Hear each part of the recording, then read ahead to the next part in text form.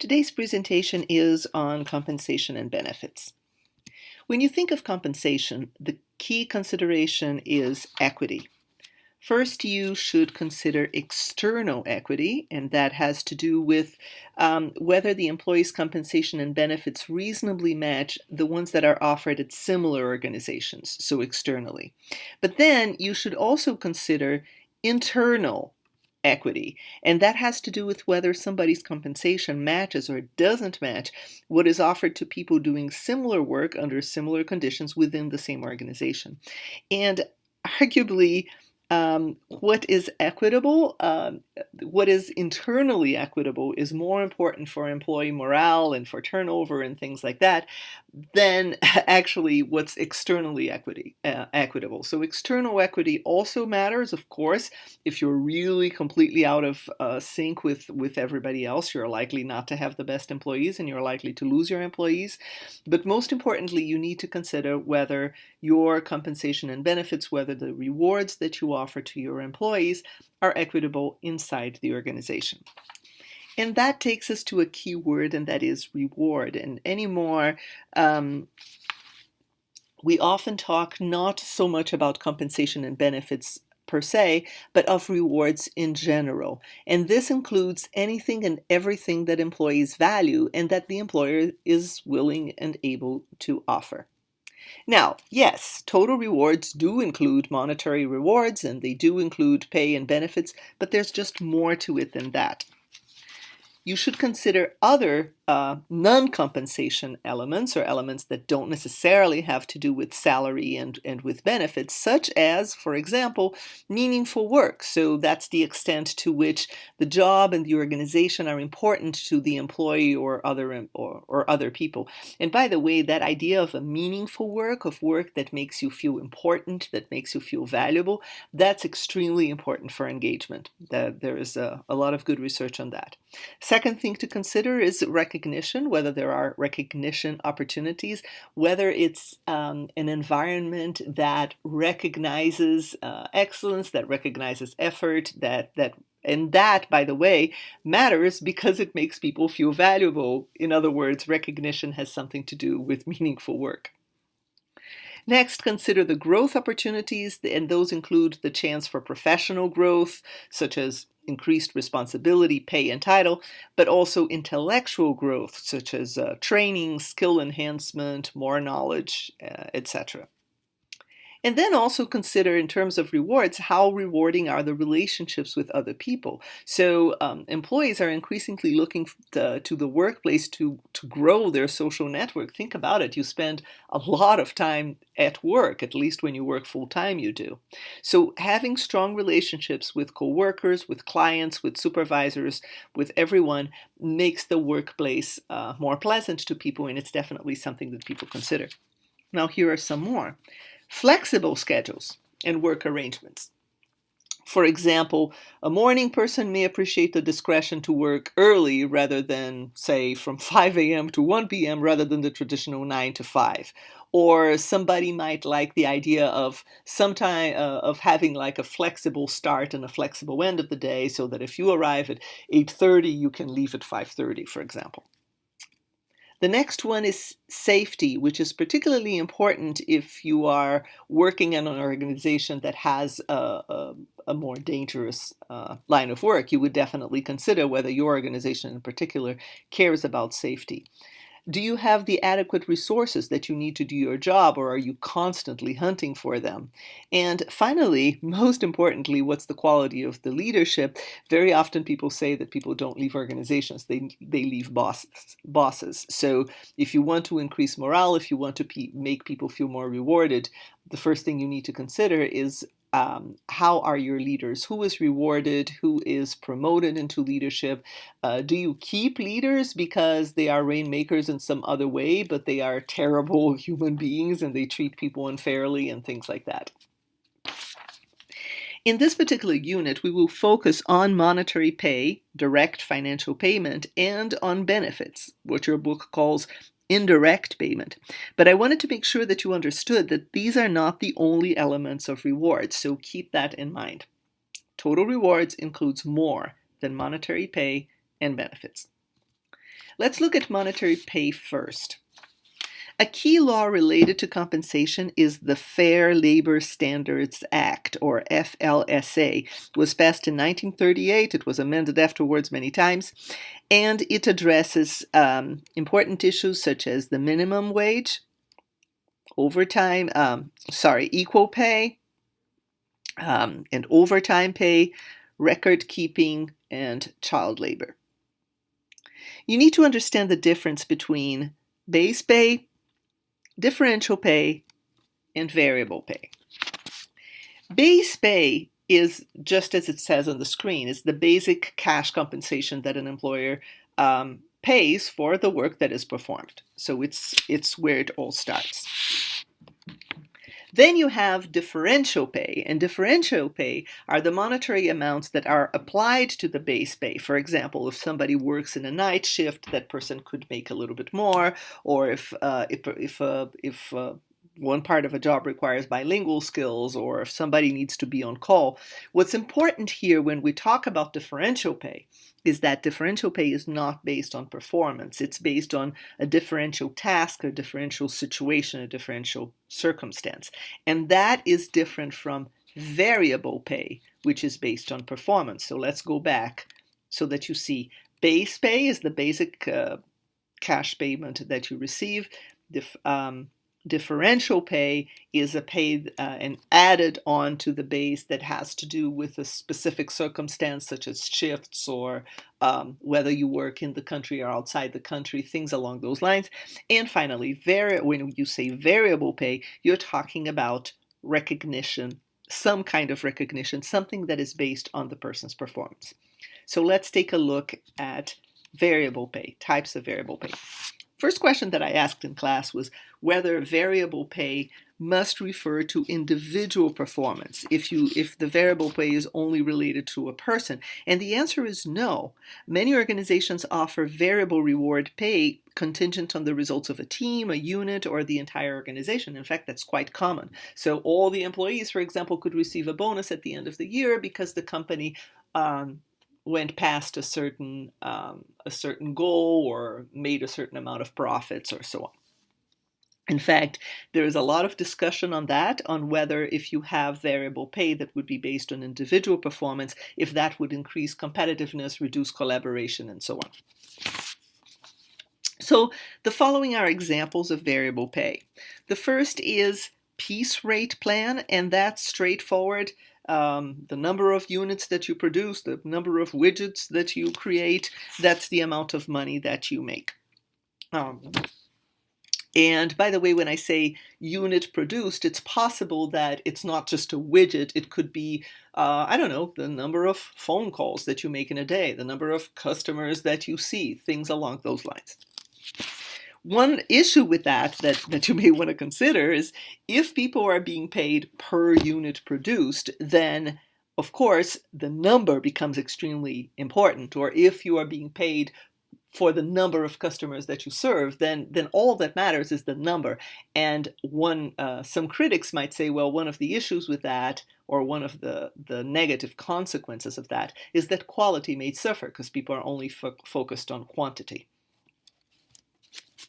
All right, then you have the differential piece rate plan. It's similar to the piece rate plan, except that you pay a higher rate either for all units produced when the employee reaches a certain standard, or you pay that higher rate only for the widgets that are produced on top of that standard. So if you're supposed to, have created 500 widgets in a day, and after you create 501, then either you get paid more for the entire 501 or you only get paid more for one. That depends on the situation on the organization and the specific rules of the organization. Another example of a variable pay is the very common commission. So you get a cash reward based on your sales volume, some kind of a percentage of your sales. Usually all that is on top of the base pay, by the way. So there is a base pay, and then on top of that, you're going to receive an extra based on those things we're talking about. And finally, you have profit sharing, which is the opportunity to share in the organization's profits. And as I said earlier, usually that is collective and not individual. It's based on the team, it's based on the organization as a whole. Now, earlier I said that base pay has to do with wages and salary, but I didn't explain what the difference is between the two. So what is the difference between wages and salary? Those are two different words. Wages may vary depending on the number of hours worked versus the hourly pay. So basically, you talk about wages when you're talking about an hourly worker. And then when you talked about salary, it's a fixed amount. It's paid by week, bi-weekly, monthly, or yearly.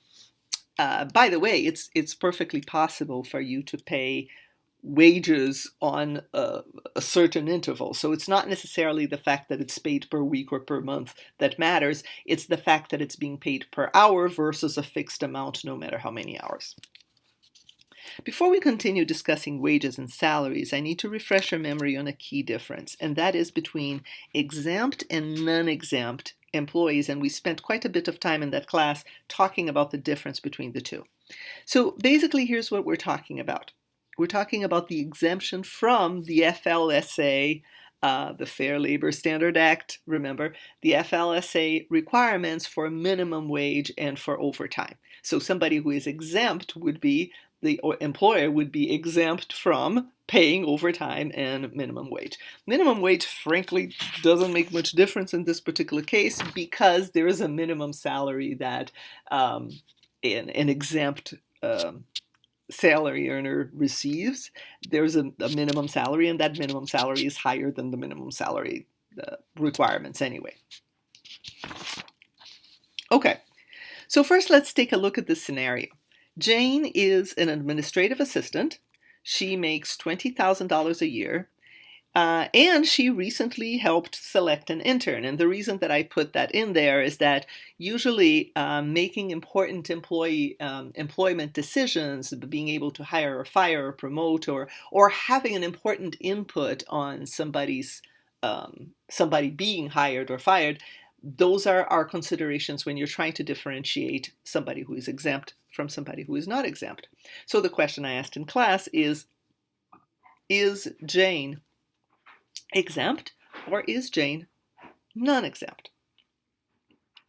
And the answer is Jane is non-exempt. And the reason is she makes $20,000 a year, and there is a minimum salary that you have to make in order to be considered exempt, and that salary is $23,660 at this point. So $23,660. Of course, that could change. In fact, there's a conversation going on right now. The Labor Department is indicating that that number is going to go up considerably next year. But as of now, this is what it is.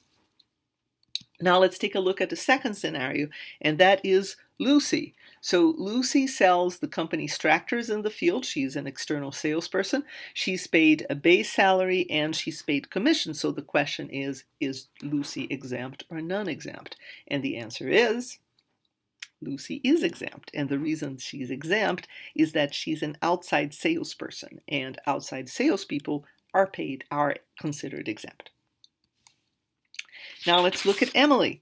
So Emily's situation is she's a night manager at a fast food restaurant, but she spends a considerable amount of time preparing food. By the way, it's a considerable amount of time, but it's not more than 50% of her time. So let's say it's, 40% of her time. It's a lot of time, but it's less than 50%. And that's important. She is responsible for all other employees she may hire and fire. She makes significant decisions on those employees, and she makes $50,000 a year. So then the question is she exempt, or would you consider her non-exempt because of the work that she does, because of the fact that she actually spends a lot of time preparing food? And the answer is Emily is exempt. Because of the nature of her job. She is a manager. She is responsible for several employees. She may hire and fire. She makes more than $23,660 a year. And even though she spends a considerable amount of time preparing food, that's not, it's less than 50% of her time. So it's still okay, and she's still considered exempt.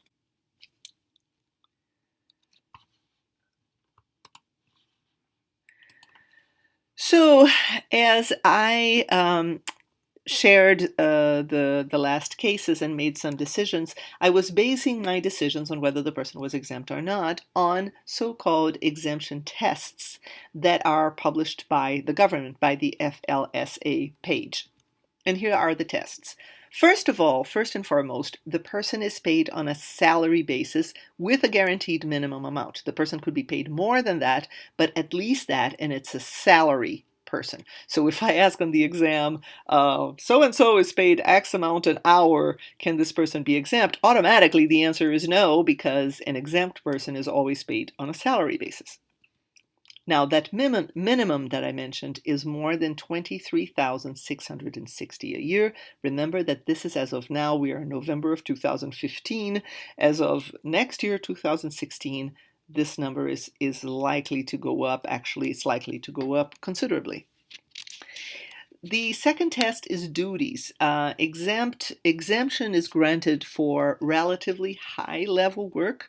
The job title doesn't matter. One of the things that I found actually humorous in the government website that I consulted is what they said was if you have somebody that you call a janitor, but actually that person has CEO duties and all sorts of responsibilities for hiring and firing and a very high salary and so on. It doesn't matter that you're calling that person a janitor, that person is still exempt. On the other hand, if you have somebody who is called, well, that is me saying, okay, so if you have somebody that you decided to call the Grand Pharaoh of procurement, but actually what this person does is occasionally order paper clips, it doesn't matter that you called this person by a fancy title, that person would still be non-exempt. So you have to pay attention to the duties of the employee. So what are these duties? What's the duty test? Usually what the government says is that this is a person who regularly supervises 2 or more employees, so you're talking about a supervisor, and management is the primary job duty, ergo more than 50%. That's why when I talked about Emily's case, I specifically said that she was cooking for less than 50% of the time. And this person has genuine input on other employees' job status, such as hiring, firing, promotions, or assignments. Has genuine input does not necessarily mean this person is the sole decision maker. It's possible that somebody else has to endorse the decision. Somebody else actually makes the final decision. But it's important that that exempt person's recommendation is seriously taken into consideration.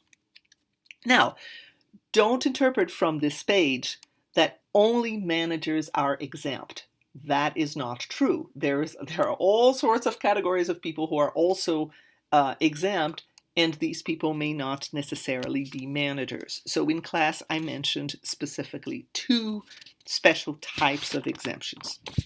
First type of exemption is of learned professionals. And according to the government page, you're talking about doctors, lawyers, teachers, architects, clergy, registered nurses, but not LPNs, accountants, but not bookkeepers, engineers, actuaries, scientists, but not technicians, pharmacists. You get the idea. You are talking about jobs that require advanced knowledge. So here are some additional definitions of that. Predominantly intellectual work. It requires specialized education. It involves the exercise of discretion and judgment.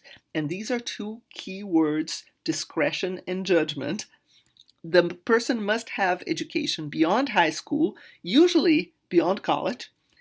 But a caveat, the advanced degree is typical, but it's not required. So the fact that somebody doesn't have a master's degree does not mean that the person is not a learned professional. An engineer, for example, might not have an advanced degree and would probably be considered a learned professional. The second type of exemption is fuzzier, and that's where a lot of the abuses come, and that's the so-called administrative exemption. And the definition of that is high-level employees whose main job is to keep the business running. So another thing that the government says about that category is that you're talking about somebody who exercises independent judgment and discretion about matters of significance. Now, as you can imagine, people are going to try to go past that because considering somebody exempt could have significant advantages to the organization. For one thing, that person doesn't have to be paid overtime. So you could expect your so-called administratively exempt employee to work from 7 o'clock in the morning until 10 o'clock at night, and no overtime would be due. But these words, independent judgment, discretion about matters of significance, these words matter, and they are taken into consideration by the government when it reviews exemption status of employees. Here is some additional information on administrative exemptions. Usually you're talking about a support, not production role. Some examples are human resource employees, but usually not human resource assistants. There's this whole category of administrative assistants that work in human resource offices. Just because you work in a human resource office does not mean that you what are the words that I use, that you exercise independent judgment and discretion about matters of significance. So keep in mind the spirit of the law and not only the name of the category. Also marketing and advertisement, but be careful, not inside sales. You remember that outside salespeople are exempt, but not inside salespeople. And you're not talking about an administrative and clerical worker. Here are some questions that the government recommends that you ask when you're trying to decide whether a person can be exempt or not. The first question is, does that employee have the authority to interpret company policies? Does the employee have the authority to commit the employer in matters of significant financial impact? So earlier I talked about the paperclips. Well, the paperclips, I don't care if you call the person the great grand pharaoh of procurement, that doesn't matter. But if that person makes significant purchases and that person has significant authority, that could go a long way in demonstrating exemption. And finally, can the employee deviate from company policy without prior approval? So how much control is taking place for that employee?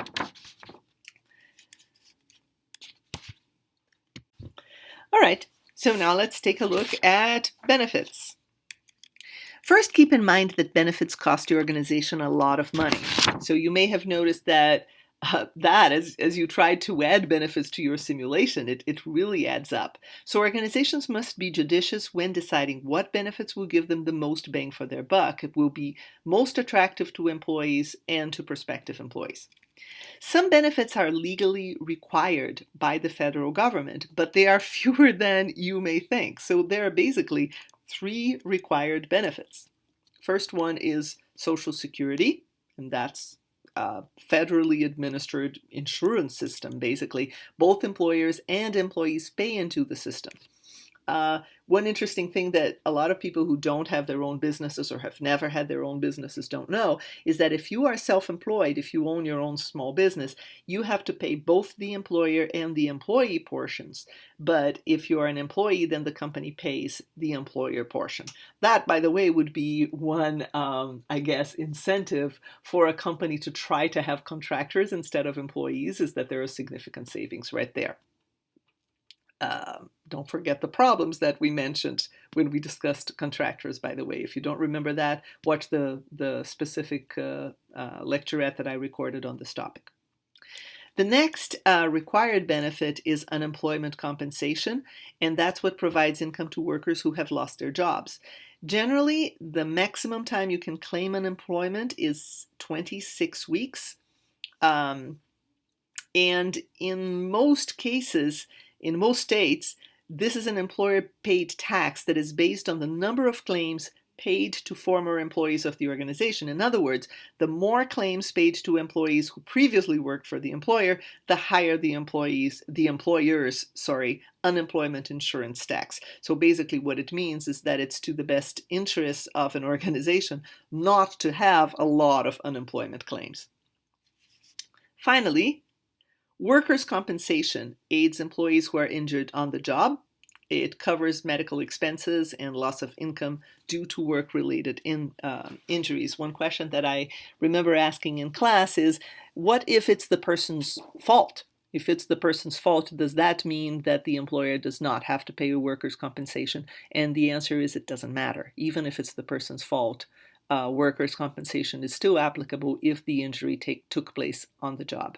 Now, fault, however, does matter for unemployment compensation. Technically, if somebody was fired for just cause, unemployment compensation should not apply. Sometimes employers pay it anyway simply because they don't want to go through the trouble of demonstrating a for-cause dismissal, but that does not mean that it's required. It's just that people don't want to go through the trouble or the risk or whatnot. What about Obamacare? So I said that there were only 3 requirements, but Obamacare is also, or the Affordable Health Care Act, also now has some requirements. So all businesses with 50 or more full-time equivalent employees, and by full-time equivalent, what I mean is that there are some thresholds. It's not necessarily 40 hours. I believe it's 30 hours. So there are some requirements for what is considered a full-time employee. And these businesses must provide health insurance to at least 95% of their full-time employees and dependents up to age 26, or they must pay a fee. And that is actually, after a lot of delays and a lot of discussions, it's actually starting in 2016. There are some provisions of the Affordable Health Care Act that have already started. I have on the screen the address where you can get more information, but frankly, for the purposes of what you have to know for the exam, I'm not going to expect you to know details of the Affordable Health Care Act. Now, here's a question that I posed in class. So I mentioned 3 mandatory benefits, and you may notice that I did not say anything about overtime. About vacation time. So here's my question. Would you say that under federal law, employers with more than 20 employees must pay for time not worked, at least in federal holidays? Did I just not mention this law? Is this some additional act that applies, just like Obamacare was not part of my original 3? Or perhaps do you think this is coming up? And the answer is false. There is no such requirement. So organizations pay for vacations and for time off and for federal holidays and whatnot because of external equity situations. Because if you're the only company that happens not to pay for Christmas, good luck finding employees. But that doesn't mean it's a federal mandate, it's a federal requirement. It means that it's a practice that most organizations do. Now, here's an example that I shared in class. So Joe is a non-exempt employee at organization X. He has 2 weeks of vacation a year, but then he's really disgruntled because Mary, who is exempt, has 3 weeks of vacation instead of 2 weeks of vacation. So Joe sues the organization. And what I want to know is, does Joe have a case? Well, the answer is, that depends. He does not have a case for the reasons that I have on the screen. He does not have a case just because he has different benefits from Mary. It's perfectly permissible for organizations to have differentiated benefits for employees who are doing different jobs and are under different statuses. Not only exempt and non-exempt, but for example, high-level executives very often have what the so-called perks or perquisites, or additional benefits that are provided only to them. That is not illegal. Now, if Joe has evidence, or Joe claims that the organization discriminated against him for illegal reasons, such as not because Mary is exempt, but because the organization decided that women need to take care of their children, therefore women have more vacations, something like that. Now, Joe might have a case for discrimination there, but Joe does not have a case simply because there are different benefits. Joe could have a case if there are illegal reasons for discriminating. So just to clarify, the fact that an organization does not have the obligation to, for example, provide a certain benefit, such as vacations, or is not required to provide a specific level of health insurance. There's a minimum that is required now by the Affordable Care Act, but let's say the organization is not required to offer more than that. But if you do offer benefits, you have to distribute those benefits in a way that is legal. So you could discriminate based on differential work or differential work conditions, or the fact that it's exempt, non-exempt, the fact that it's executive, non-executive. You could use legal reasons to discriminate in the distribution of benefits, but you can't use illegal ones. You can't use, you can't go against the Title VII, go against protected classes, and so on. Here are some other commonly offered benefits. Pay for time not worked, like we just said. Disability income continuation, which provides income to employees in the event of illness or disability. There is a lot of talk now of making a requirement that companies pay for time that people are ill up to a certain amount of time, but that is not a requirement yet. So at this point, many organizations offer that as a benefit. They have a certain amount of sick days, and then after that, short-term disability could kick in, and then long-term disability after that. There are also commonly used retirement savings programs that would provide income continuation following retirement. One very common one is the famous 401k. Now, always remember that your compensation or your rewards, if we're talking about total rewards, must match your strategy. Compensation decisions are not reached in a vacuum. So when making compensation decisions, organizations must decide whether they are going to, for starters, match the market, lead the market, or lag the market. Match the market, of course, pay what the market pays. Lead the market, pay more. Lag the market, pay less. Your choice on which of these three will depend on multiple aspects, including the competitiveness of the industry you're in, how you want to be recognized, whether you want to be known as the company that pays the most or has the most benefits, whether you want to minimize your costs, or whether you're actually wanting to be, you want your differentiator to be customer service, for example. So it really depends on your strategy and how you are known, and that's why in the simulation I keep asking you guys in your presentations to really talk about what you're all about, what your strategy is, what kind of organization do you want to be, because all those things are going to impact what kind of compensation package you're going to offer. And that's it for today. That's basically what we discussed in terms of compensation. I know there's more information in your book, but that's mostly what we're going to be focusing on. Hope this is helpful to you. Take care.